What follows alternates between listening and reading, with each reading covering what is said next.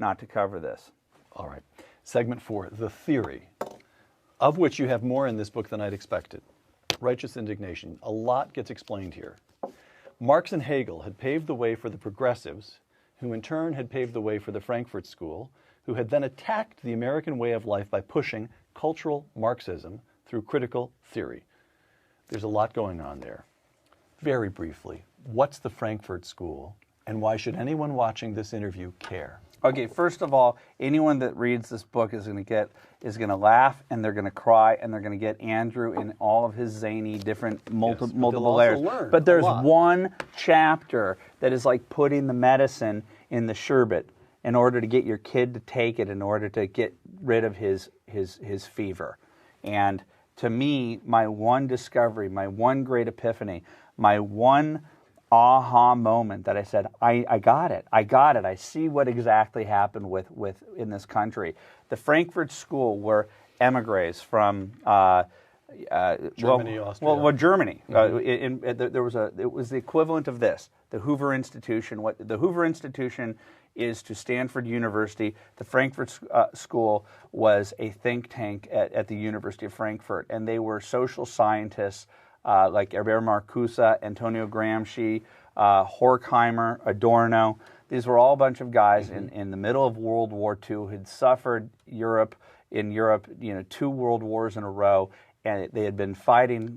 They had been fighting the Nazis, and they were trying to figure out another aspect of how to how to spread Marxism around the world. You could go to Bolivia, you could go to Bulgaria, and you could go to the peasant class, and you could say, let's flip this place. The Marxist-Stallman argument of getting the workers to get upset at the owners was very easy, but not in America, where the middle class was invested in their productivity, invested in the concept that they could have their own small little American dream, a white picket fence, that they could invent something and go from one generation being dirt poor to being an owner within a very quick period of time. And what these guys figured out when they came to the United States, and Adorno is the one that drives me the most crazy. He came out to California, and I think it was Bertolt Brecht, the East German playwright, moved to Santa Monica in the 1940s at the height of the Golden Age. Think about this. These guys left Nazi Germany and Mussolini's Italy to come to California in the 1940s, and they lived by the beach, and they were depressed by the relentless cheeriness, the productivity, and the capitalism that they witnessed around them. And they came up with at the end of the day, we could call it cultural Marxism, but at the end of the day, we experience it on a day-to-day basis. And by that I mean a minute-by-minute, second-by-second basis. It's political correctness and it's multiculturalism. And what it took was this amazing concept of e pluribus unum, where everybody comes here and contributes to this, everybody becomes an American and contributes, but we have a common culture, we have a common border, a common mindset.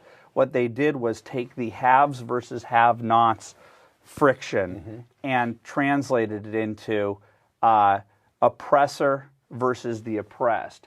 And this got taken up by faculties across the country. That's the point of the Frankfurt School and the progressivism. They it becomes embraced by 60s post-structuralism, academics. Post-structuralism, queer studies, African American studies. All of that is pitting people against each other. It is anti-American to its core. If Marcuse was I'm quoting again from Righteous Indignation, if Marcuse was the Jesus of the New Left, then Saul Alinsky was his St. Paul. Again, let me just put it to you in simple terms. Who's Saul Alinsky, and why should anyone watching this interview care? Well, Hillary Clinton wrote her senior thesis on Saul Alinsky at Wellesley. Barack Obama is an acolyte of Saul Alinsky. He created the concept of community organizing, and what he did, as I argue in this book, is he took all of this ethereal claptrap, this Noam Chomsky-like jargon that the average person couldn't understand. Herbert Marcuse is very hard to read. Right, it's all impossible to read. But he was able to translate this cultural Marxist down to a series of rules and a mindset, a warrior mindset, where the critical theory was like, take on your enemy, take him directly on, destroy that person. He applied critical theory down to the street war level, and I would argue that the Katie Courics of the world, the Chris Matthews of the world, Rachel Maddow, and Keith Olbermann, unbeknownst even to themselves, are studied in the tactics of Alinsky.